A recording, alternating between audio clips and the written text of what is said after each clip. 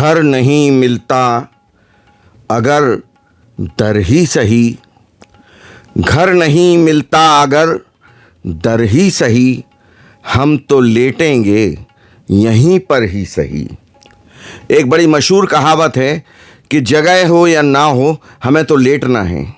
यही किया राहुल गांधी जी ने, जो संसद में, लोकसभा में विपक्ष के नेता हैं, एलओसी हैं। आंदोलन तो था कॉकरोच जनता पार्टी का, सीजेपी का, लेकिन इसे विपक्ष ने लपक लिया।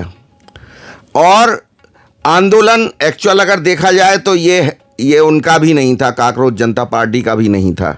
ये प्रायोजित था, जो विपक्ष ने प्रायोजित किया था। इसको विदेशी फंडिंग हो रही थी इस आंदोलन को, और इसकी जांच भी सरकार ने अब शुरू कर दी है। और खंगाले जा रहे हैं, जो आरोपी पकड़ रहे हैं उनके तमाम बैंक खातों को, और उनके जो सोर्सेज हैं उनकी जांच की जा रही है। तो इसीलिए ये दो लाइनें कि घर नहीं मिलता अगर दर ही सही, और हम तो लेटेंगे यहीं पर ही सही।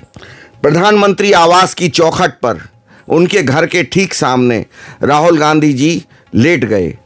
पहले धरने पे बैठे, और जब पुलिस ने उन्हें उठाने की कोशिश की, उन्हें समझाया गया, तो उन्होंने ये कहा कि मेरी मर्जी, मैं नहीं हटूंगा यहाँ से। और जब पुलिस ने उठाने की कोशिश की तो वो लेट गए। अब सवाल ये पैदा होता है कि कॉकरोच जनता पार्टी है क्या? कॉकरोच जनता पार्टी का रजिस्ट्रेशन चुनाव आयोग में नहीं है। ये कोई राजनीतिक दल भी नहीं है। मई 2026 में भारत के चीफ जस्टिस सूर्यकांत जी ने एक टिप्पणी की थी भारत के कुछ युवाओं पर जो बेरोजगार हैं, और तो उन्होंने एक टिप्पणी की थी उन पर कि ये लोग जो है इस तरह के आंदोलन करने लगते हैं जिनको कारोबार नहीं मिलता, रोजगार नहीं मिलता। उसी का आधार लेकर ये कॉकरोच जनता पार्टी बनाई गई है। अब आइए बात करते हैं, ये जो 7 लोक कल्याण मार्ग पर प्रधानमंत्री का आवास है, जिसको पहले 7 रेस कोर्स रोड कहा जाता था, इससे राहुल और प्रियंका को इतना लगाव क्यों है? क्यों इसके मोह का संवरण नहीं कर पा रहे हैं वो? दरअसल उनकी आधी जिंदगी लगभग इसी आवास में गुजरी है, और सोनिया गांधी की भी आधी ज़िंदगी इसी आवास में गुजरी है, क्योंकि इंदिरा गांधी जी हमारे देश की प्रधानमंत्री थीं, और ये पूरा परिवार उनके साथ इसी आवास में रहा करता था। और इस आवास को एक तरह से व्यक्तिगत जागीर मान लिया था इन लोगों ने। लेकिन वक्त बदला और जनता का मूड बदला, इनके क्रियाकलाप जो थे उसकी वजह से जनता ने इनको सत्ता से बेदखल कर दिया, और सत्ता सौंप दी 2014 में नरेंद्र मोदी के हाथ में। तब से नरेंद्र मोदी सत्ता पर काबिज हैं, और ये आवास भी उन्हीं के पोजीशन में है। ये अलग बात है कि जिस तरह से इंदिरा गांधी के साथ उनका पूरा कुनबा रहा करता था, नरेंद्र मोदी जी ने आज तक, जब से वो इस आवास में पहुंचे हैं, कभी अपने परिवार के किसी सदस्य को इसमें ना तो आमंत्रित किया और ना आने दिया। यहाँ तक कि उनकी माँ, जिनसे बहुत मोहब्बत करते हैं नरेंद्र मोदी और करते रहेंगे, हालांकि अब वो इस दुनिया में नहीं है, लेकिन जब भी उन्हें मिलना होता था तो इस आवास में उन्होंने कभी नहीं बुलाया उनको। हालांकि बहुत आसान था, प्रधानमंत्री थे, चार्टर्ड प्लान भेज सकते थे, बुला सकते थे, लेकिन कभी नहीं किया उन्होंने। जब भी वो गुजरात के दौरे पर जाते थे कभी, तो अपनी माँ से मिल लिया करते थे जाके, और अगर ज़रूरत पड़ी तो अपने खर्च पे जाके माँ से मिला करते थे। लेकिन राहुल और प्रियंका जी को ये गवारा नहीं है कि इसमें उनके अलावा कोई दूसरा कैसे रह रहा है, तो वो इसमें किसी भी तरह से प्रवेश करने के लिए आतुर हैं बहुत ज़्यादा, और वो संभव नहीं है क्योंकि ये प्रधानमंत्री का आवास है। और राहुल गांधी जी भी अब अच्छी तरह ये बात समझ चुके हैं कि शायद अभी जब तक नरेंद्र मोदी हैं इस पद पे, प्रधानमंत्री के पद पर, उनका पदासीन होना, सत्तासीन होना शायद संभव नहीं है। हालात ऐसे बनते जा रहे हैं, हर राज्य में कांग्रेस हार रही है, ज़्यादातर राज्यों में जब भी चुनाव होते हैं, और 2029 में अभी लोकसभा का चुनाव होना है, उसमें भी कोई उम्मीद नहीं। तो राहुल गांधी जी को लगता है कि अगर घर के अंदर, इसके प्रधानमंत्री आवास के अंदर हम प्रवेश नहीं कर सकते तो कम से कम कोई ऐसा बहाना मिले कि जिसमें वो दरवाजे पर बैठकर, इसके चौखट पर बैठकर इस आवास को निहारते रहें। और वही काम उन्होंने किया धरना प्रदर्शन के बहाने से, कि इस आवास को चुना जो संवेदनशील है बेहद क्षेत्र। यहाँ पर तो किसी को आने की इजाज़त ही नहीं है, कोई धरना प्रदर्शन तो सवाल ही पैदा नहीं हो सकता। बाहर सक्रियता रहती है पुलिस की और कोई भी अनवांटेड एलिमेंट यहाँ पर नहीं आ सकता। जब वो नहीं हटे वहाँ से तो फिर पुलिस ने उनको उनकी औकात दिखा दी और उन्हें टांग के पुलिस ने वहाँ से हटा दिया। और अब बात करते हैं सरकार और पुलिस की मुस्तैदी की। ये जो आंदोलन था इस पर पहले से ही सरकार जानती थी, सरकार की शक की नज़र थी और पुलिस की भी। क्यों? क्योंकि कॉकरोच जनता पार्टी कोई पार्टी तो है नहीं है। सब समझ रहे थे कि विपक्षी पार्टियां इसकी आड़ लेके अपना लाभ, राजनीतिक लाभ लेना चाहती हैं, तो पुलिस को सतर्क कर दिया गया था। लेकिन पुलिस भी ये नहीं जानती थी कि इतने हिंसक हो सकते हैं ये आंदोलनकारी, जो ये कह रहे थे कि हम तो शांतिपूर्ण तरीके से आंदोलन कर रहे हैं जंतर मंतर पर बैठकर। वो उन्होंने संसद तक कूच करने का बीड़ा उठाया, जिसकी कोई पहले से कोई ना तो सूचना थी और ना संभव था। ये संसद तक कूच करने का किसी को भी परमिशन नहीं दी जा सकती।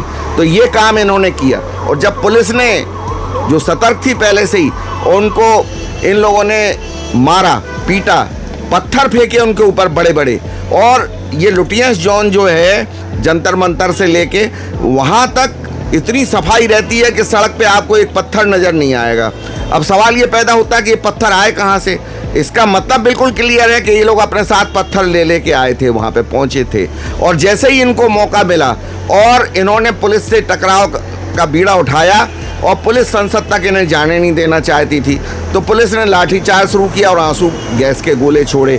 क्योंकि पुलिस को सरकार की तरफ से और उच्चाधिकारियों की तरफ से ये स्पष्ट निर्देश थे कि ये बच्चे हैं और कथित तौर पर नीट का जो परीक्षा है उसको लेके आंदोलन कर रहे हैं, तो किसी तरह का कोई गोली नहीं चलाई जाना चाहिए और कंट्रोल आप करें कम से कम बल प्रयोग करके अगर ये हिंसक होते हैं।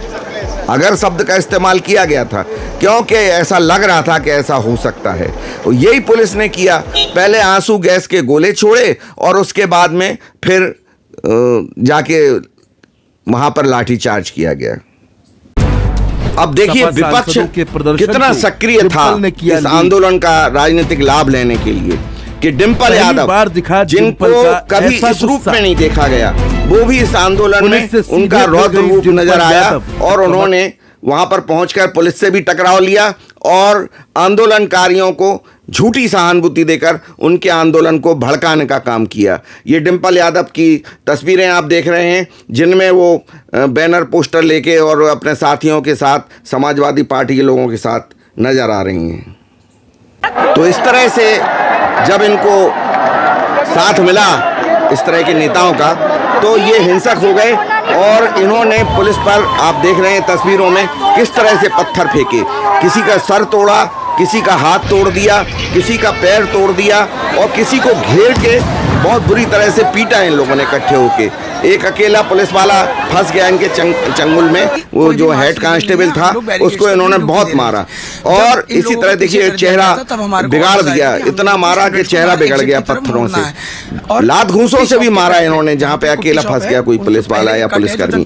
एक डीसीपी दिल्ली पुलिस के, उनका भी हाथ तोड़ दिया, एक दरोगा का पैर तोड़ दिया। ये सभी भर्ती हैं अस्पताल में, अभी भी भर्ती हैं। और डीसीपी साहब अपना काम का जज्बा उनको इतना ज्यादा प्यारा है कि वो इस हालत में भी वहाँ मौके पर नजर आए, वहाँ पहुंचे हो। लेकिन बाकी लोग इस लायक नहीं है कि वो उठ सकें बिस्तर से। किसी का पैर टूटा हुआ है, किसी का हाथ टूटा हुआ है, तो ये सब अस्पतालों में भर्ती हैं। इस बुरी तरह से हिंसा की इन लोगों ने। ये हिंसक थे, ये कोई ना तो जैन जी का आंदोलन था था जिस तरह से ये लोग बता रहे हैं। ये प्रायोजित आंदोलन था जिसको फंडिंग की जा रही थी विपक्षियों की तरफ से और विदेशों की तरफ से भी सहायता, जैसे कि शाहीन बाग का आंदोलन हुआ था। बिल्कुल वही पैटर्न पे इसको इन लोगों ने प्रायोजित किया और इसको एक लंबा आंदोलन खींचने की कोशिश की। लेकिन जब लोगों को जो छात्र छात्राएं वाकई थे और जो इस आंदोलन से जोड़ना चाह रहे थे, जब उन्होंने इसका असली रूप देखा, क्योंकि विजेता दाहिया जो इनके कॉकरोच जनता पार्टी के प्रवक्ता हैं, उनको जब आंदोलन हुआ था तो बर्गर खा रहे थे जाके एक मॉल में। उनका वीडियो बनाया गया, उनको बाद में हटाया गया पार्टी से। मजा ले रहे थे बर्गर का, यहाँ पिटने के उन्हें मालूम था कि ये सब होगा तो यहाँ से निकल गए वो। इसी तरह से जो अभिजीत दीप के हैं, जो सूत्रधार थे इस आंदोलन के, वो भी एक दूर एक ट्रक पे खड़े होकर पूरा तमाशा देख रहे थे और लाउड स्पीकरों से भड़का रहे थे आंदोलनकारियों को। आप सुनिए कि अभिजीत दीप के किस तरह से पुलिस से बहस करने में लगे, उनके तर्क सुनिए आप। ऑफिस में क्या बात करें सर? कल आपने बच्चों को पीटा है, ऑफिस में क्या बात करें सर? एक आंदोलनकारी तो भारत को नेपाल बनाने की धमकी दे रहा है खुलेआम, सुनिए। उखाड़ दिया जाएगा, सब कर दिया जाएगा, नेपाल बना जाएगा, नेपाल नेपाल नेपाल नेपाल बनेगा। और फिर देखिए राहुल गांधी के साथ प्रियंका गांधी भी हैं और पूरा फौज फाटा लेकर ये और अपना कांग्रेस का जो टीम है इनकी, वो इनके पीछे चल रही है। और ये निकले, ये नहीं मालूम था पुलिस को या किसी को भी सरकार को कि ये क्या करने वाले हैं, और जाके ये प्रधानमंत्री आवास के सामने जाकर धरने पे बैठ गए अचानक। ऐसे संवेदनशील क्षेत्र में जहां धरना अलाउ ही नहीं है, तो पुलिस ने इनको हटाने की कोशिश की और एक मंत्री को सरकार ने भेजा और ये रिक्वेस्ट की गई राहुल साहब से कि आप अपना जो है आपका एजेंडा क्या है वो बताइए, तो हम मानेंगे उसको, सरकार से बात करेंगे, आपकी मांगों को हम पूरा करेंगे। तो उन्होंने पहले तो ये कहा कि साहब ये हमारा एजेंडा जो है वो ये है कि सरकार संसद में बहस कराए इस पे, नीट के पेपर लीक मामले पे। वो तैयार हो गए, लेकिन जब तैयार हो गए तो राहुल को लगा कि ये तो मामला हाथ से चला गया पूरा, तो कहने लगे साहब नहीं, वो मैं नहीं मानूंगा और मेरी मर्जी है, मैं तो यहीं बैठूंगा। उन्होंने कहा साहब आप ऐसे कैसे हो सकता है कि आप इसमें संवेदनशील क्षेत्र में बैठने की जिद कर रहे हैं? कहले मेरी मर्जी है, मैं यहीं बैठूंगा। और वहाँ खड़गे साहब भी पहुँच गए, राज्यसभा में जो लीडर हैं विपक्ष के। तो ये सब किया गया यहाँ पे तमाशा, और पुलिस ने बिल्कुल भी बल प्रयोग नहीं किया, क्योंकि पुलिस को फिर से एक बार सरकार ने, ये लोग यही चाहते थे कि किसी तरह से पुलिस बल प्रयोग करे, लाठी चार्ज करे हम लोगों के ऊपर, या कोई रबर बुलेट चलाए या कोई बुलेट चलाए, तो इसको मुद्दा बना के इसके वीडियो जो फोटो जो हैं अंतर्राष्ट्रीय मीडिया में दिए जाएं।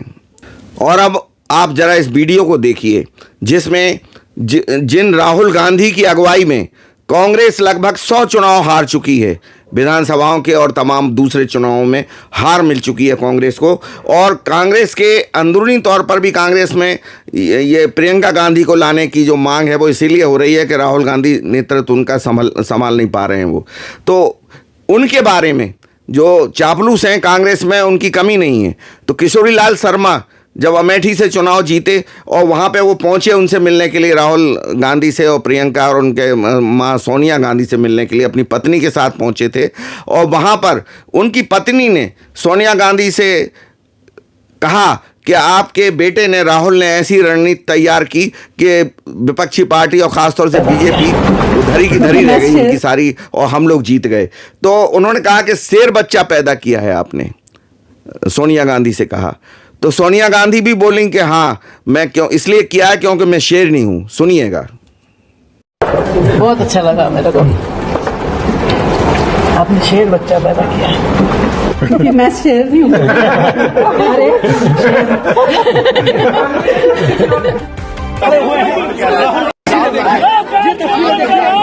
कांग्रेसी उनको यहाँ पकड़े हुए हैं, कांग्रेसी उनको यहाँ पकड़े हुए हैं, कांग्रेसी उनको यहाँ पकड़े हुए हैं, कांग्रेसी उनको यहाँ पकड़े हुए हैं। तो आपने शेर बच्चे को देखा, और अब आप उस तस्वीर को देखिए कि जिस तस्वीर के लिए और जिस तरह के वीडियोस के लिए ये पूरा ड्रामा किया राहुल गांधी जी ने, क्योंकि ये चाहते थे कि अंतर्राष्ट्रीय मीडिया में उनकी ये तस्वीरें और वीडियो आए जिससे वो ये बता सकें कि देखिए, मैं ऐसे ही नहीं कहता हूं कि भारत में लोकतंत्र खतरे में और संविधान खतरे में, ये किया जा रहा है एलओपी के साथ, और ये मकसद उनका था। और अब चूंकि जनता इतनी जागरूक हो चुकी है कि चाहे विदेशी मीडिया की तरफ से इस तरह की खबरें आएँ या देसी मीडिया की, इंडिया के मीडिया की तरफ से आएँ, कोई असर नहीं होता है। लोग समझ चुके हैं कि सिर्फ अदाकार हैं ये लोग, सिर्फ ड्रामेबाज हैं, और मोदी जी ने देश को कहां से कहां पहुंचा दिया है। और ये लोग नहीं चाहते देश की प्रगति, इसलिए सरकार के साथ आलोचनाएं करना चाहिए। विपक्ष को होता ही विपक्ष इसलिए है, लेकिन आलोचना होना चाहिए, हमेशा अच्छी आलोचना होना चाहिए। सरकार के साथ सहयोग करके आलोचना करना चाहिए ताकि सरकार कुछ और अच्छा कर सके, लेकिन ऐसा नहीं है। ये लोग तो अलग ही चीज़ करते हैं। और अब आप देखिएगा इसमें आगे जो हकीकत है इस पूरी ड्रामे की, पूरी स्टोरी की, वो मैं आपको बताता हूं। दिल्ली में लुटियंस में प्रधानमंत्री आवास के सामने जो कुछ भी हुआ, उसका पूरा जो स्क्रिप्ट राइटर थे वो राहुल गांधी हैं। और राहुल गांधी जी के लिए मैं अक्सर ये कहा करता हूं कि उनसे बड़ा कोई एक्टर हिंदुस्तान में नहीं है। एक्टर एक्चुअल फिल्म इंडस्ट्री में हुआ करते हैं, टीवी इंडस्ट्री में हुआ करते हैं, लेकिन राजनीति में भी एक्टर होते हैं। आपने देखा होगा अक्सर कि राजनीतिज्ञों को ना तो रोने में वक्त लगता, कहिए तो ग्लिसरीन लगा लें, प्याज का रस लगा लें और आंखों से आंसू बहने लगें।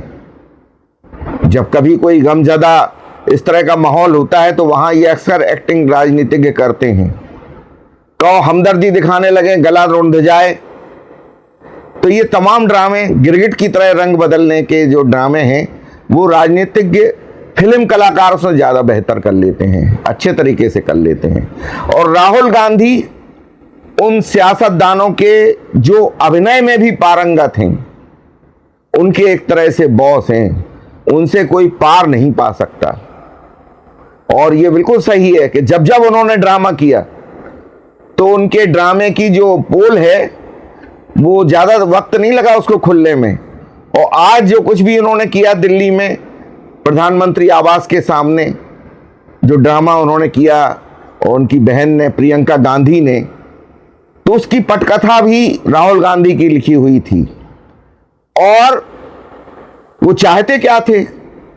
वो ये चाहते थे कि किसी तरह से पुलिस उनको जबरदस्ती वहां से धरना स्थल उठा के ले जाए और उसकी जो तस्वीरें, उसके जो वीडियो सामने आए, वो इंटरनेशनल मीडिया का हिस्सा बने। क्योंकि वो तो अक्सर ये बात कहते हैं कि भारत में लोकतंत्र खतरे में है, विपक्ष की बात नहीं सुनी जाती। और इस समय वो एलओपी हैं, विपक्ष के नेता हैं, लीडर ऑफ पार्लियामेंट हैं, तो उनको ये कहने का मौका मिल जाएगा कि देखिए साहब, छात्रों के साथ किस तरह से मारपीट की गई और जब हमने इसका विरोध किया तो हमारे साथ भी ये हुआ। ये उनकी पूरी पटकथा का पटाक्षेप था, क्लाइमैक्स था जो हुआ। क्यों? क्योंकि केंद्रीय मंत्री जितेंद्र प्रसाद जब उनसे मिलने के लिए और उन्हें समझाने के लिए आए कि आप अपनी मांगें बता दीजिए, क्या मांगे हैं आपकी, तो हम उस पर बात करेंगे और हम आपको आश्वस्त करते हैं कि अगर आप संसद में चर्चा चाहेंगे तो हम उस पर भी तैयार हैं। तो राहुल गांधी हमेशा ये कहते रहते हैं कि ये संसद में हमें चर्चा नहीं करने देते, बोलने नहीं देते। उन्होंने नहीं साहब, बोलने देंगे आपको, बाकायदा हम आश्वस्त कर रहे हैं आपको। तो कह रहे साहब, ये जो पेपर लीक का जो प्रकरण है, इस पर बहस चाहता हूं मैं पूरी। तो उन्होंने कहा चलिए इस पर हम तैयारी करते हैं और हम आपको आश्वस्त करते हैं कि संसद में इसके लिए बहस करने के लिए सरकार तैयार है।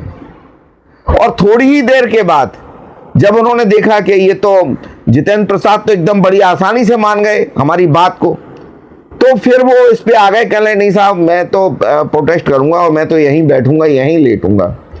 उन्होंने कहा साहब, अभी तो आप कह रहे थे कि अगर आप हमारी मांग, ये प्रमुख मांग है और इसको मानते हैं आप, तो हम तैयार हैं।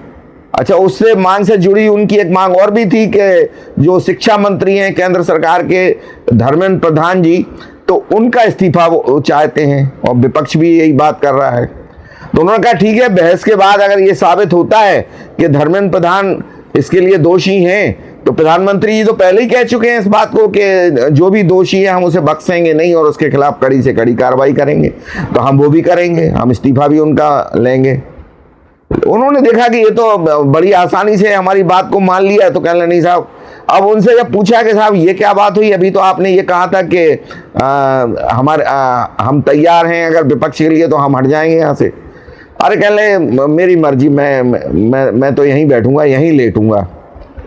अब वो बड़े उलझन में पड़ गए जितेंद्र प्रसाद जी के ये कैसे एलओपी हैं, और वास्तव में ऐसा एलओपी आज तक देश को मिला नहीं है और ऐसा विपक्ष भी देश को नहीं मिला आज तक कि जो सरकार का विरोध आलोचनात्मक होना चाहिए, सरकार के कामों का विरोध, लेकिन ये मोदी के विरोधी हैं और मोदी को हटाना चाहते। और ऐसे साबित भी होती है ये बात कि ये लोग क्या कह रहे थे कि धर्मेंद्र प्रधान इस्तीफा दें। ये वहां से जो मार्च करते हुए चले कांग्रेसी, तो पहले इन्होंने यही कहा और उसके बाद यहां आते आते इनकी मांग बदल गई और कहने लगे साहब प्रधानमंत्री इस्तीफा दें। तो प्रधान से प्रधानमंत्री तक आ गए और फिर अमित शाह भी इस्तीफा दें। तो ये इनका असल में जो एजेंडा है वो यही है कि किसी तरह से सरकार को गिराना है, सरकार को हटाना है।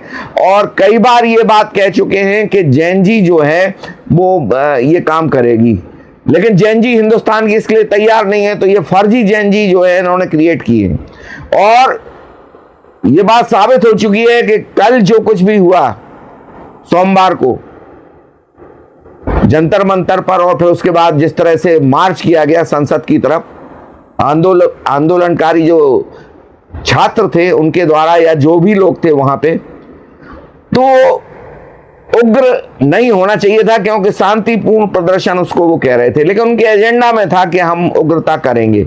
उन्होंने क्या किया कि दिल्ली पुलिस के एक कांस्टेबल को गिरा के पीटा बहुत बुरी तरह, एक डीसीपी को पीटा, हाथ टूट गया उनका। और वो ऐसा जोन है, लुटियंस का जो जोन है, क्योंकि संसद भवन भी वहीं पे है, राष्ट्रपति भवन सब आसपास जितना भी है, वहां पे पत्थर होते ही नहीं है, वहां इतनी सफाई रखी जाती है सड़कों पे। तो वहां पत्थर कहां से आए? पुलिस के ऊपर जो पत्थर फेंके गए और हाथ टूटे जिससे पुलिसकर्मियों के और जिनसे सर फूटा, और उन्हीं में कई आंदोलनकारियों को भी वो पत्थर लगे, ये भी बता दें आपको। तो वो कहां से आए? ये पहले से लेकर आए थे, वहां पर इनकी प्लानिंग थी और ये सब करना चाहते थे, यही इनका उद्देश्य था। और ये भीड़ जिसको ये कह रहे हैं कि जैन जी की भीड़ थी, छात्रों की भीड़ थी, एक्चुअल वो छात्रों की भीड़ नहीं थी, उसमें कुछ छात्र बाद में भले शामिल हो गए हों, लेकिन ये क्रिएट की हुई भीड़ थी और इसके लिए आरोप लग रहे हैं आम आदमी पार्टी पर। और भीम आर्मी जो एक पार्टी है उसके जो लीडर हैं चंद्रशेखर आजाद रावण जिनको कहा जाता है, उन पर आरोप लग रहे हैं। और खासतौर से पुलिस के साथ जो बर्बरता की गई, जो मारपीट की गई, अगर आप बताइए कि पुलिस को आप मारपीट करेंगे, पुलिस का सर तोड़ेंगे, हाथ तोड़ेंगे, पैर तोड़ेंगे, एक दरोगा का पैर टूटा हुआ है, वो अस्पताल में भर्ती है, तो फिर पुलिस छोड़ देगी आपको? वो तो अपना बचाव करेगी और कुछ भी कर सकती थी पुलिस। लेकिन पुलिस के लिए इस तरह के निर्देश थे, खासतौर से प्रधानमंत्री की तरफ से और अमित शाह जो गृह मंत्री हैं, और सरकार की तरफ से भी ये निर्देश थे कि किसी भी हालत में, भले ही वो कोई भी हो आंदोलनकारी, उन पर गोली नहीं चलानी है। क्योंकि उग्र जब हो गए और उनसे पूछा गया कि क्या करें साहब, ये लोग तो इस तरह से मारपीट कर रहे हैं, तो कह रहे गोली नहीं चलाना है, इनको किसी भी तरह काबू करो। तो फिर पुलिस ने लाठी चार्ज किया, आंसू गैस के गोले छोड़े, ये किया। यहां तक कहा गया था कि रबर बुलेट भी नहीं छोड़ेंगे आप, रबर की गोलियां भी नहीं चलाएंगे। तो पुलिस के हाथ बांध दिए गए एक तरह से, वरना जो कुछ भी हुआ उसमें तो कुछ भी हो सकता था। और ये चाहते यही थे।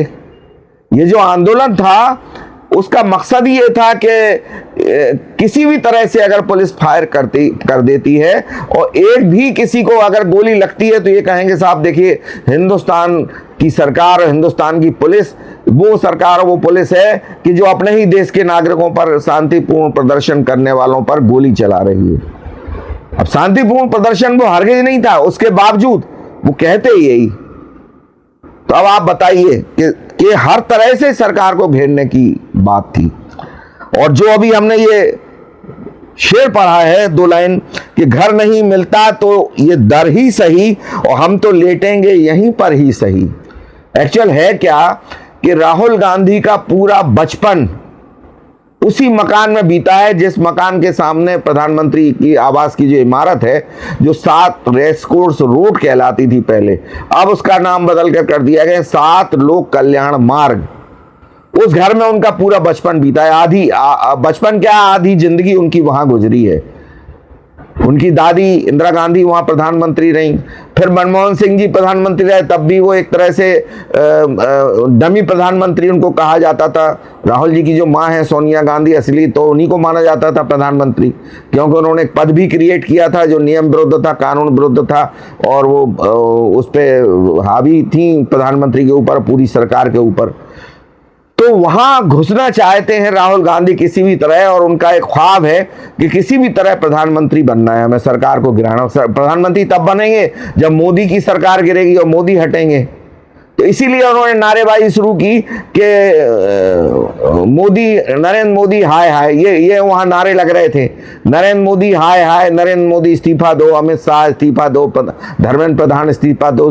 प्रधान की बात तो चलो समझ में आती है कि अगर दोषी वो हैं तो उनको मांगा जाना चाहिए इस्तीफा, और अगर इस तरह का है, लेकिन अगर वो दोषी नहीं है, अभी तक की जो सरकार ने जांच की है उसमें कहीं भी इस तरह का रोल प्रधान का नहीं आया है कि कोई पेपर लीक के मामले में कोई पैसा उन्होंने खा लिया हो, या उनकी साजिश से पेपर लीक हुआ हो। या भाई देखिए, दोषी तो तभी कहा जाएगा ना कि जब कोई करप्शन हुआ हो और उसमें वो दोषी हो। सरकार ने अपना काम पूरी तरह से किया, लेकिन एक तंत्र है इस समय देश में, और ये कोई अभी थोड़ी हो रहा है। कांग्रेस की सरकारों में भी पेपर लीक हुए, और खासतौर राजस्थान में तो बहुत ज्यादा। राजस्थान में जब अशोक गहलोत की सरकार थी तो 23 बार पेपर लीक हुए परीक्षाओं के, और सचिन पायलट जो वहां नेता बहुत प्रभावशाली हैं कांग्रेस के, उन्होंने ये कहा था कि अशोक गहलोत एक ऐसे जादूगर हैं कि उनकी तिजोरी से पेपर लीक हो जाते हैं। उसको मजाकिया अंदाज में लिया उन्होंने।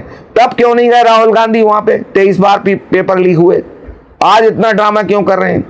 क्योंकि उनका एक एजेंडा है कि मोदी को हटाना है और सरकार को हटाना है, और ऐसे अब वो हटा नहीं पा रहे। और एक बात मैं आपको और बता दूं, इस पूरी सियासत के पीछे जो आज की है कांग्रेस ने, इस सियासत के पीछे एक सोची समझी रणनीति है। ये लोग संसद को नहीं चलने देना चाहते, कल भी यही किया और आज भी यही किया। और संसद को क्यों नहीं चलना देना चाहते? क्योंकि परसीमन का बिल ये समझ चुके हैं कि सरकार ने अपनी पूरी तैयारी कर ली है। लोकसभा में और राज्यसभा में दोनों जगह पे 2/3 बहुमत की तैयारी सरकार ने जुटा ली, पूरी कर ली है। और ये बहुमत, ये विधेयक और भी 2-3 विधेयक सरकार चाहती है वो पारित हो जाएंगे। पिछली बार महिला आरक्षण का है, परसीमन का, ये सब, क्योंकि पिछली बार तो इन्होंने सरकार के पास बहुमत नहीं था तो इन्होंने मनमानी कर ली थी, एकता से सब एक हो गए थे। अब की बार ऐसा नहीं होना है, तो वो चाहते कि संसद चले ही नहीं, और यही कर रहे हैं। वो कल भी यही किया और आज भी कर रहे हैं। कल भी 5-6 बार संसद को स्थगित किया गया और बाद में पूरे दिन के लिए, और आज भी यही हुआ। सोमवार मंगलवार दोनों दिन यही किया है इन्होंने। तो ये सब जो ये कर रहे हैं, ये इनकी पूरी एक रणनीति है। और अब देखिए इसमें मुख्य किरदार कौन कौन से हैं? केजरीवाल भी एक किरदार हैं, और संजय सिंह भी एक किरदार हैं जो आम आदमी पार्टी के नेता हैं। केजरीवाल ने देखिए कल क्या बयान दिया, जब पुलिस ने अपनी आत्मरक्षा पे लाठियां चलाई और खदेड़ा वहां से भीड़ को, जो कि संसद में घुसना चाह रही थी भीड़। वहां मोर्चा लेना पड़ा वहां पे अर्धसैनिक बलों को और बाकायदा पुलिस को, संसद भवन में ना ये घुस जाएं, इस तरह से उग्र थी वो भीड़। तो तब जाके लाठियां चला के उनको जब खदेड़ा गया, तो केजरीवाल ने कहा कि मोदी जी जो हैं वो जनरल डायर का काम कर रहे हैं, जिन्होंने जलियांवाला बाग में निहत्थे लोगों पे गोलियां चलवाई थी, जबकि यहाँ एक भी गोली नहीं चली। लेकिन वो कह रहे हैं कि साहब मोदी के अंदर डायर की आत्मा आ गई है, ये केजरीवाल कह रहे हैं। वो भी एक ड्रामेबाज हैं राहुल गांधी की तरह, आप जानते ही हैं उनके बारे में।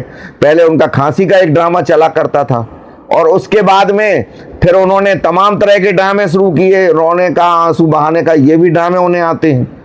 तो ये सब वही लोग हैं जो आपस में, कांग्रेस और आपका इस समय तालमेल नहीं है, लेकिन ऐसे मौकों पे सब एक हो जाते हैं। अखिलेश भी आ गए वहाँ पे आज, हालांकि अखिलेश को तो ले गई, लेकिन राहुल गांधी ने जो ड्रामा किया वहाँ पे, प्रियंका गांधी को भी पुलिस ले गई और वो भी चली गई आसानी से बेचारी मुस्कुराते हुए, लेकिन उन्होंने जो ड्रामा किया जहां वो लेट गए धर्मस्थल पर, धरना स्थल पर, और पैरों को सिकोड़ा, कहीं गुलाटे खाई, कहीं कुछ किया, तो वो लेटने का और जो उनका जो ड्रामा था वो देखने लायक था। उसके वीडियोज भी, विजुअल्स भी अब आ गए हैं थोड़े बहुत, और अभी और आएंगे। तो वो ड्रामा बाकायदा, क्योंकि वो ड्रामे में माहिर हैं, वो ड्रामा उन्हें करना था और वही तो उनका मकसद था, वो ड्रामा ही उनका मकसद था। अगर वो ड्रामा, वो चाहते ही ये थे कि हमें, वो जितेंद्र प्रसाद की बात क्यों मानते? जितेंद्र प्रसाद कह रहे थे कि हम आपकी मांगे माने ले रहे हैं, आप हट जाइए, तो कह रहे अच्छा ठीक है। तो उन्हें लग रहा था कि हमारी मांगे मानने को तैयार ही नहीं होगी सरकार और जितेंद्र प्रसाद, लेकिन जब उन्होंने देखा तो फिर ये ड्रामे पे आ गए, क्यों? उनका मकसद ही वही था, क्लाइमैक्स वही था उनका। तो फिर जो उन्होंने ड्रामा किया और जो फोटो, जो वीडियो, जब जो विजुअल्स आ रहे हैं उसके, वो यही है कि वो पुलिस उनको उठा रही है और वो पूरा ड्रामा कर रहे हैं राहुल गांधी। एक एलओपी को ये शोभा देता है? विपक्ष के नेता को अपनी दुर्गति इस तरह से करा रहे हैं वो तो एक अलग बात है कि पुलिस ने सोच रखा था और उनको निर्देश थे इस तरह के कि वहां पे किसी भी तरह का बल प्रयोग नहीं करना, वरना क्या होता, कुछ भी हो सकता था। फिर अच्छा लगता राहुल गांधी को। अच्छा, ये भी देखिए, ये जो आंदोलन है, ये जो कल भी हुआ और आज भी, ये एक तरह से शाहीन बाग का जो आंदोलन था उस तरह का आंदोलन क्रिएट करना चाहते ये लोग, क्योंकि वो आंदोलन बहुत दिन तक चला था और ये भी चाह, हालांकि आज लोग पहुंचे नहीं वहां पे ज्यादा। कल जितनी भीड़ थी आज 5% भी लोग नहीं थे, और वो क्यों नहीं थे वो मैं भी आपको बताऊंगा।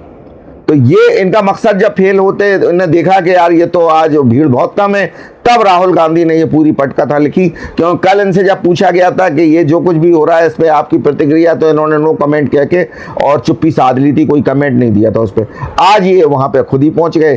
तो ये सब इसी वजह से हुआ कि वो जो आंदोलन को ये सोच रहे थे, और जो ये सब लोग, चाहे वो सोनम वांगचुक हों और चाहे वो अभिजीत दीपके हों, ये सब फर्जी लोग हैं। और अभी बताएंगे हम आपको कि क्यों हैं ये लोग फर्जी लोग। और ये हीरो बनना चाहते थे, अन्ना हजारे बनना चाहते थे, जयप्रकाश नारायण बनना चाहते थे इस आंदोलन के जरिए, लेकिन ये हो नहीं सका। और जब हो नहीं सका तो फिर राहुल गांधी को कूदना पड़ा और कांग्रेस को और विपक्षी पार्टियों को कूदना पड़ा, क्योंकि ये लोग तो, ये सब पूरा जो ड्रामा है ये वही है जो शाहीन बाग में किया था इन लोगों ने और किसान आंदोलन में किया था, और वित्त पोषित था वो विदेशी फंडिंग से। और आज का और कल का आंदोलन भी निश्चित तौर से वित्त पोषित आंदोलन है, क्योंकि तो अभिजीत दीपके तो अमेरिका से आए ही हैं हिंदुस्तान के, लेकिन रहते वहाँ हैं। और सोनम वांगचुक के बारे में भी तमाम जांचें हो चुकी हैं, अभी बताऊंगा आपको क्या क्या उनके खिलाफ जांचें हुई। और वो भी हीरो बनना चाह रहे थे, जो उनकी पूरी इमेज खराब हो गई, उनकी असलियत खुल के सामने आ गई, जो सरकार ने जांचें कराई और उनके खिलाफ तमाम आरोप सही निकले, तो वो उनकी तो पूरी इमेज ही खत्म हो गई थी। इसके जरिए वो फिर से अपनी इमेज को जिंदा करना चाहते हैं, और काफी हद तक कोशिश की उन्होंने, लेकिन वो कोशिश कामयाब नहीं हुई। तो ये एक नाहक खड़ा किया गया आंदोलन है, जो संसद को न चलने देने के लिए खड़ा किया गया, और एक अराजक आंदोलन है, एक जिहादी आंदोलन है। जिस तरह का आंदोलन किया गया वहां पे शाहीन बाग में पहले, अगर नहीं होता तो आप बताइए कि इस आंदोलन में ये बताइए कि आप नसीरुद्दीन शाह क्यों पहुंचे वहां कल, शबाना आजमी क्यों पहुंची, इनसे क्या मतलब? कभी पेपर लीक हुआ, इन लोगों ने कभी एक बयान भी दिया उस पर? और इस आंदोलन में इनको लाया गया जानबूझ के, क्योंकि एक जिहादी आंदोलन बनाना चाहते थे ये लोग शाहीन बाग की तरह से इसका। तो ये जो चीजें हैं, ये एक अच्छी एक्ट्रेस हैं शबाना आजमी जी, और नसीरुद्दीन शाह साहब भी बहुत अच्छे एक्टर हैं, लेकिन कई बार ये कह चुके हैं कि वही बात के मुस्लिम जो है असुरक्षित है हिंदुस्तान में। ये वो लोग हैं, उन लोगों को लाया गया इस आंदोलन में। क्यों लाया गया आप समझ सकते हैं कि किस तरह से इसको, और इसकी विदेशी फंडिंग बाकायदा, जैसे और आंदोलन के लिए फंडिंग की, किसान आंदोलन के लिए, शाहीन बाग के आंदोलन के लिए, निश्चित तौर से इस आंदोलन के लिए भी की गई। अब हम आपको ये बताना चाहते हैं कि अच्छा, राहुल गांधी का पूरा बचपन वहां गुजरा, तो वो ये चाह रहे हैं कि किसी तरह से घुस जाएं हम अपने घर में फिर से, इसी साथ रेसकोर्स रोड जो अब लोक कल्याण मार्ग है, लेकिन वो मुमकिन नहीं लगता। अब तो और भी मुमकिन नहीं लगता, जिस तरह से कई प्रदेशों में जो चुनाव हो रहे हैं और इनकी फजीयत हो रही कांग्रेस की, तो अब तो संभव ही नहीं लगता वो। तो अब ये इस तरह से करना चाहते हैं कि चलो हम चौखट पे ही, जिस घर में उनको बार बार बड़े हसरत से देखते हैं उस घर को, वो अंदर झांक झांक के, और वहां जा नहीं सकते, वो जानते हैं कि अब हमें मौका मिलेगा नहीं इसका, तो चौखट पे ही ड्रामे कर रहे हैं। ये इनका जो ड्रामा है वो यही है। और काकरोच जनता पार्टी जो है, जिसके कल सीजेपी जिसको कहा गया, ये जिसके बैनर में ये कल का ड्रामा हुआ पूरा, ये कोई पार्टी थोड़ी है। ये काकरोच जनता पार्टी ना तो चुनाव आयोग में इसका पंजीकरण है कोई, ना तो ये कोई राजनीतिक दल है। मई 2026 में युवाओं और सोशल मीडिया के द्वारा एक तरह से व्यंग्यात्मक हंसी मजाक का यह आंदोलन है, जिसमें इसका नाम ही आप समझ लीजिए काकरोच जनता पार्टी। तो काकरोच जनता पार्टी जो है, एक सीजीआई साहब ने एक टिप्पणी की थी, और वो टिप्पणी क्या थी, उन्होंने ये कहा था कि बेरोजगार और इंटरनेट पे जो सक्रिय युवा हैं हिंदुस्तान के, उनको उन्होंने काकरोच और परजीवी से जोड़ा था सीजीआई साहब ने, सूर्यकांत साहब ने। उसका इन लोगों ने, ये मौका लपकते हैं कोई भी ऐसा मुद्दा इनके हाथ लग जाए, उसको इन्होंने लिया, उसी पे काकरोच पार्टी का गठन किया गया। और सोशल मीडिया पे आप जानते हैं, सोशल मीडिया एक आभासी मीडिया है, जिसकी हकीकत में कोई राहुल गांधी भी यात्रा निकाली, सोशल मीडिया पे इतना समर्थन मिला, लेकिन जब चुनाव आए तो चुनाव में टाइम टाइम फिस हो गया मामला। तो सोशल मीडिया एक अलग चीज है। सोशल मीडिया का एक जो ऑनलाइन गठन किया गया इस पार्टी का, और इस पर कटाक्ष करते हुए कहा गया कि देश के सभी आलसी, बेरोजगार और दिन भर ऑनलाइन रहने वाले जो काकरोच हैं वो एक साथ आए। यह आह्वान किया गया था इस पार्टी का गठन जब हुआ, और ये इंटरनेट मीम से एक आंदोलन बन गया बड़ा, और बड़ा आंदोलन इतना बन गया कि ये दिल्ली में जो कुछ आपने, वो इसको जैन जी से जोड़ने की कोशिश कर रहे हैं ये लोग ये कोशिश कर रहे हैं कि ये बेरोजगार युवाओं के गुस्से का प्रतीक बन जाए इनका आंदोलन किसी तरह से। और काकरोच जनता पार्टी भी इस तरह की प्रतीक को बनाना चाहते हैं। तो अब उनको मौका मिल गया कि नीट का पेपर लीक जो उन्होंने मुद्दा बनाया, और उसमें और जंतर मंतर पर प्रदर्शन किया, इसके पहले भी कई जगह प्रदर्शन कर चुके ये लोग,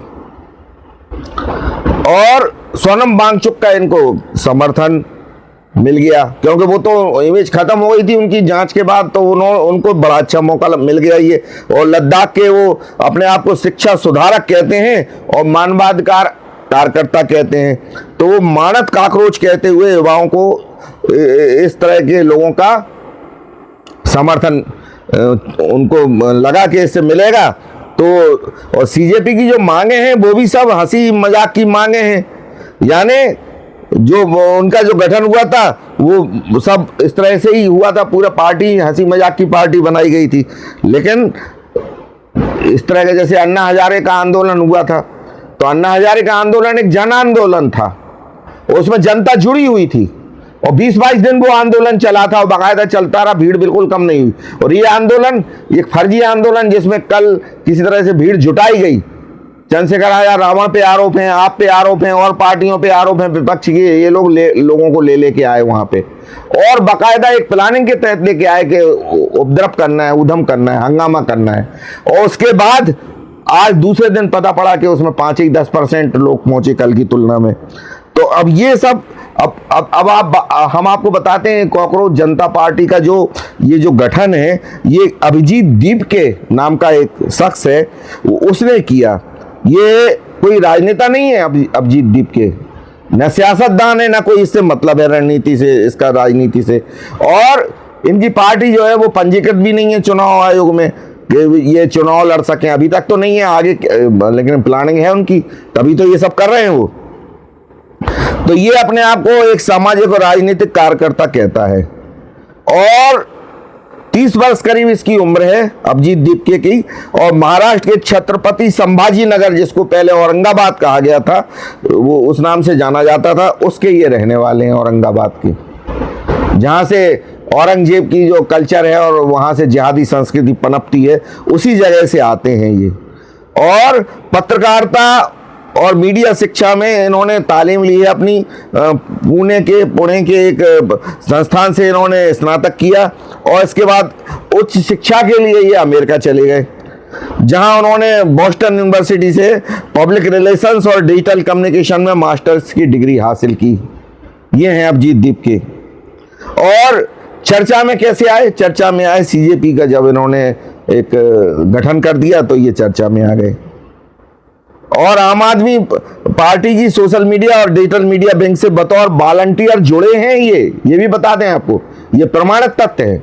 आम आदमी पार्टी से इनका बड़ा गहरा रिश्ता है, तभी तो आम आदमी पार्टी ने कल इनकी मदद की। और संजय सिंह उछल रहे थे वहां पे जाके। संजय सिंह जो हैं आम आदमी पार्टी के, जिनको के बड़ा कद्दावर और तेज तर्रार नेता माना जाता है, वो इसके सूत्रधार थे। और केजरीवाल भी, मैंने बताई दिया आपको, वो कह रहे थे साहब ये जलियांवाला बाग की तरह से ये सरकार ने कृत्य किया है। तो ये मीम आधारित पार्टी है और इसको जो है ये गठन किया गया। अब आइए बात करते हैं चंद्रशेखर आजाद रावण कौन है।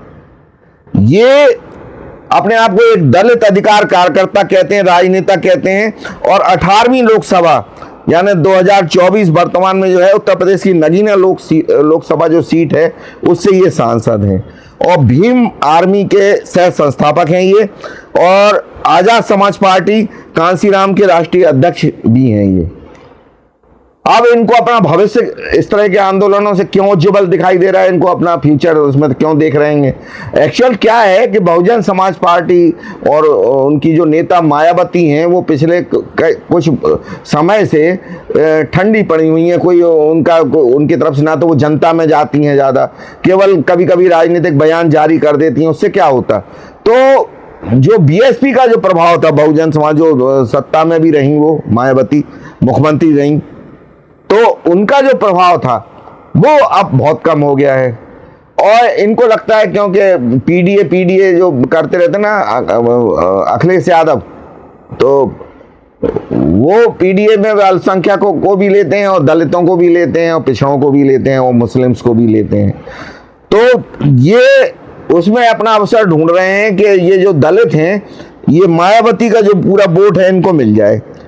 और ये 1987 में इनका जन्म जो है सहारनपुर जिले के छुटमलपुर एक गांव वहाँ है सहारनपुर में, वहाँ इनका जन्म हुआ 5 दिसंबर को। और ये वकील हैं पेशे से, तो कानून भी जानते हैं। तो कानून की दलीलें भी बीच बीच में कहीं ऐसा फंस जाए, पुलिस से बहस हो रही हो, तो ये वो भी काम कर लेते हैं। और रावण इन्होंने जानबूझ के अपना उपनाम रखा। अब बताइए, रावण का उपनाम कोई रखता है? लेकिन इन्होंने रखा क्योंकि इनके संस्कार वही हैं। सामाजिक आंदोलन के शुरुआती दिनों में ये अपने नाम के साथ रावण जोड़ते थे, हालांकि अब उतना नहीं रावण का वो उसको जोड़ के अपना प्रचार करते हैं लिए, लेकिन ये उन्होंने अत्याचार के खिलाफ प्रतिरोध का प्रतीक बताया था रावण को। अब बताइए आप। और बाद में फिर ये मुख्य रूप से अपने आप को चंद्रशेखर आजाद के नाम से ही, और राजनीतिक पार्टी इनकी जो है वो मैंने बताई दी है, तो वो सब इनका कारोबार है। और अब आइए बात करते हैं सोनम वांगचुक की, जो इस पूरे घटनाक्रम के मुख्य किरदार हैं और जिनकी असल में वो तो उनकी तो पूरा कैरियर ही दांव पे लगा हुआ है। तो उन्होंने अनशन और भूख हड़ताल शुरू की वहाँ पे, क्योंकि उनको लगा कि इससे ही कम से कम कुछ अच्छा हो जाए। जो उनका तमाम दाग लग गए उनके कैरियर पे, उनका जो भविष्य चौपट हो रहा है। उनकी पत्नी भी कूद पड़ी इस आंदोलन में। और जब दिल्ली हाई कोर्ट ने ये सरकार से कहा कि स्वास्थ्य अगर उनका खराब हो रहा है तो उनको ले जाके अस्पताल में भर्ती कराइए, वो दिल्ली हाई कोर्ट की पहल पे उनको भर्ती कराया गया। और उस पे ये तमाम ये, क्योंकि ये लोग जो वो लोग हैं निष्ठुर लोग जिस आंदोलन से जुड़े हैं, राजनीतिक पार्टियों के जो लोग हैं, ये बलि लेने से ही पीछे नहीं हटेंगे सोनम वांगचुक की। ये सोनम वांगचुक अभी समझते नहीं है। ये यही चाह रहे थे किसी तरह से अगर इनकी मृत्यु होती है वहाँ पे अभी तो नहीं, लेकिन 10-20 दिन अगर इस तरह से और चलता रहता तो आगे इस तरह की आशंकाएं बन रही थी। तो उसका पूरा लाभ ये लेते और फिर इसको आंदोलन को, या तो ये चाह रहे थे पुलिस गोली चला दे, जो वहां पे छात्र थे और उन पर गोली चलाए, और या फिर सोनम वांगचुक के साथ कोई हादसा हो जाए। तो ये सब पूरा एक प्लानिंग के तहत हो रहा था। और सोनम वांगचुक जो हैं और उनके जो संस्थान हैं, तो सरकारी जो जांचें हुई उसमें अभी जो लद्दाख में जो आंदोलन किया था, और उसमें बिल्कुल ये क्लियर हो गया था कि जेएनजी का ये क्रिएशन कर रहे थे आंदोलन का, जैसे कि नेपाल में हुआ, बंगाल में हुआ। और यहाँ पे भी वही आरोप लग रहे थे, नारे लग रहे थे वो कि नेपाल बना देंगे हम। आपने देखा होगा, अभी हमने दिखाया था आपको कि नेपाल बना देने की बात कर रहे थे इस आंदोलन को, और अपने आप को जेएनजी समझ रहे थे। इसके कुछ जो भाड़े के जो आंदोलनकारी थे वो कह रहे थे नेपाल बना देंगे, संसद गिरा देंगे। ये इनका एजेंडा है, इन्हें नीट पेपर से कोई मतलब नहीं है। तो इनके खिलाफ जो जांचें हुई, जो लद्दाख में इन्होंने जो किया था अभी थोड़े दिन पहले, तो विदेशी फंडिंग के मामलों में, उसके उल्लंघन में और वित्तीय अनियमितताओं के मामलों में पुष्टि हुई इस बात की कि ये बाकायदा, अच्छा, इनका एफसीआरए का लाइसेंस रद्द किया गया और इनके खिलाफ सीबीआई जांच भी बिठाई गई जब शुरुआती जांचों में इस तरह की पुष्टि हो गई। और गृह मंत्रालय ने केंद्रीय अन्वेषण जो ब्यूरो है, सीबीआई जिसको कहते हैं, उसकी जांच के बाद इनकी जो संस्था है, students educational and cultural movement of Ladakh, इनकी एक संस्था है, तो उसका जो एफसीआरए यानी कि फॉरेन कंट्रीब्यूशन रेगुलेशन एक्ट में वो संस्था बनी थी, उसका लाइसेंस रद्द कर दिया गया सरकार ने, क्योंकि दोषी पाए गए ये। और जांच में इनकी जांच जो हुई, इनके खिलाफ देखिए कौन कौन से बिंदु जो है कम से कम उभर के बिल्कुल सामने आए जो क्लियरली। तो वो क्या है? एक तो विदेशी फंडिंग का नियमों के खिलाफ इस्तेमाल इन्होंने किया, इस तरह के आंदोलनों में किया। स्वीडन की फाउंडेशन से इनको 4,93,000 की राशि मिली, और गृह मंत्रालय के जो आंकड़े हैं जो जांच के बाद सामने आए, तो जिस सामग्री, जिस विषय पर काम के लिए फंड लिया गया था, वो एफसीआरए की धारा 12(4) और राष्ट्रीय हितों के मानकों के विपरीत पाया गया उसको। और असमानता वो क्या कि वित्त वर्ष 2021-22 के दौरान एफसीआरए के खाते में इनके 3.5 लाख रुपए जमा किए गए, जिसे मंत्रालय ने पारदर्शी खुलासे और धारा 17 का उल्लंघन माना। और इनका कहना क्या था कि ये जो रकम है ये पुरानी बस की बिक्री से इन्हें मिली, यानी गुमराह करने की कोशिश की इन्होंने। फिर HIAL की जांच हुई सीबीआई द्वारा, उनके द्वारा महत्वाकांक्षी जो उनका संस्थान है, Himalayan institute of alternatives Ladakh, तो इसके द्वारा प्राप्त विदेशी रकम और ज्ञान निर्यात से आय के दावों की भी जांच शुरू की गई। उसमें भी घपले मिले, घालमेल हुआ। स्थानीय प्रशासन और पुलिस ने भी जांचें की और उसमें भी आरोप इनके ऊपर तमाम तरह के लगाए गए। तो ये जो उग्र प्रदर्शन इन्होंने किया था वो पूरी तरह से एक तरह से विदेशी फंडिंग पे आधारित प्रदर्शन था लद्दाख में, और ये फर्जी जेएनजी का आंदोलन उसको बनाना चाहते थे, कोशिश भी की थी। उसमें राहुल गांधी का भी इन्वॉल्वमेंट सामने आया था। तो ये इस तरह के लोग हैं ये, और ये जो है ये इस आंदोलन से जुड़ के, जो कल का आंदोलन है, इससे जुड़ के ये अपना उल्लू सीधा करना चाहते हैं विपक्षी पार्टियों के लोग। इनको एक मौका मिल गया, ये मौका तलाश रहे थे। ये संसद नहीं चलने देना चाहते, संसद में बहस भी नहीं चाहते। अरे आप संसद में अगर आपको कोई दोष, कोई अगर लग रहा है कि कोई धर्मेंद्र प्रधान का दोष है या सरकार का दोष, तो आप बहस करिए ना सरकार में। बहस से क्यों डर रही है? बहस से इसलिए डर रहे कि इनकी कांग्रेस की सरकारों में विपक्षी जो सरकारें नहीं, उसमें तो और ज्यादा पेपर लीक के मामले हैं, इसलिए घबरा रहे कि सरकार एक एक करके हमारे मामले खोलेगी। जैसे मैंने बताया कि 23 मामले तो राजस्थान के केवल गहलोत के पेपर लीक हुए उनके टाइम में, और जांचें हुई उनकी, और बाकायदा उसमें दोषियों पर कार्रवाई हुई। तो ये नहीं चाहते बहस, इसीलिए। तो आप समझ सकते हैं कि ये पूरा मामला है क्या, और किस तरह से इसमें ये अपना एक तरह से आहुति डाल रहे हैं उस यज्ञ में, उसको फर्जी यज्ञ को असली बना के पेश करना चाहते हैं, देश की जनता को गुमराह करना चाहते हैं, और खासतौर से देश के नौजवानों को गुमराह करना चाहते हैं। असली नौजवान कोई नहीं आया इनके आंदोलन में। ज्यादातर सब इस तरह के लोग, भाड़े के लोग लाए गए इनके आंदोलन में।